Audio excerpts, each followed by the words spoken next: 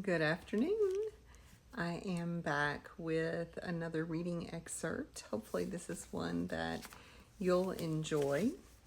This is from a book that I first read when it was published around 2002, I think. It is Blackwood Farm by Anne Rice. She is a writer probably best known for the Vampire Chronicles series that she wrote and that became really popular. You might know Interview with a Vampire that has been turned into a movie. And those are all very entertaining. I've read most of the Vampire Chronicles and enjoyed them. But she had another series of books called the Mayfair Legacy, or the Mayfair Witches, and it was about a different family of supernatural beings. And I actually thought that it was much better written and was much more the characters were much more likable, maybe is a way to put it. I really preferred the Mayfair Legacy series over the Vampire Chronicles series once I had read some of both and was able to compare them. So, what's cool about this book, Blackwood Farm, is it is a merging of the two stories. So it's a merging of the vampire series and the witches series, and I think it's really, really entertaining. It is something that I would recommend. If you like vampire stories, obviously I would start with the vampire stories and then kind of go forward from there. But I thought I would share a little excerpt today of this book. Now, do you have to have read all of the other books in order to read this one? No, of course not. But would it enhance your reading experience if you had read them? Or at least if you hadn't read all of them, if you'd read a couple from each of the series, probably. If you have that kind of foundational information about the characters before you start this book, that would be a good thing. But it was on my shelf. It is she's one of the writers that I do like to collect her novels in hardback when possible. It was on my shelf, and I thought I would just read a little excerpt of it to you today so that you could decide if she is a writer that you'd like to explore more. And if you're familiar with one of the series that I'm mentioning here, then you might want to try this particular book. These are really popular kind of approaches to storytelling. You know, it's sort of like if Grey's Anatomy and NCIS got together and had a crossover episode, right? That's kind of what's happening in this particular novel.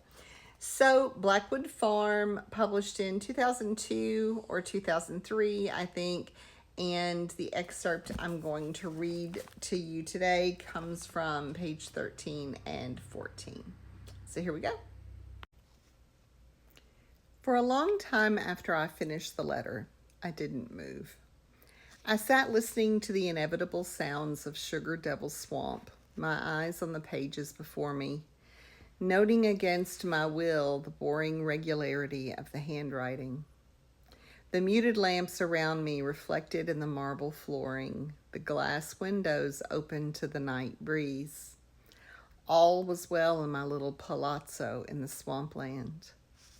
No sign of goblin, no sense of goblin's thirst or enmity. Nothing but that which was natural and far away, keen to my vampiric ears. The faint stirrings from Blackwood Manor, where Aunt Queen was just rising with the loving help of Jasmine, our housekeeper, for a mildly eventful night. Soon the television would be going with an enchanting old black and white movie, Dragonwyck or Laura, Rebecca or Wuthering Heights. In an hour, perhaps, Aunt Queen would be saying to Jasmine, "Where's my little boy?" But for now, there was time for courage, time to follow through. I took the cameo out of my pocket and looked at it. A year ago, when I was still mortal, still alive, I would have had to hold it to the lamp, but not now. I could see it clearly. It was my own head in semi-profile, carved skillfully from a fine piece of double strata sardonyx, so that the image was entirely white and remarkably detailed. The background was a pure and shining black. It was a heavy cameo and excellent as to the craft. I'd had it done to give to my beloved Aunt Queen, more of a little joke than anything else. But the dark blood had come before the perfect moment, and now that moment was forever past. What did it show of me? A long oval face with features that were too delicate.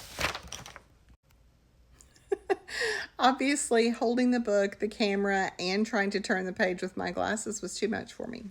Okay, continuing. Was too delicate, a nose too narrow, eyes round with round eyebrows, and a full Cupid's bow mouth that made me look as if I were a 12-year-old girl. No huge eyes, no high cheekbones, no rugged jaw, just very pretty. Yes, too pretty. Which is why I'd scowled for most of the photographs taken for the portrait, but the artist hadn't carved that scowl into the face. In fact, he'd given me a trace of a smile.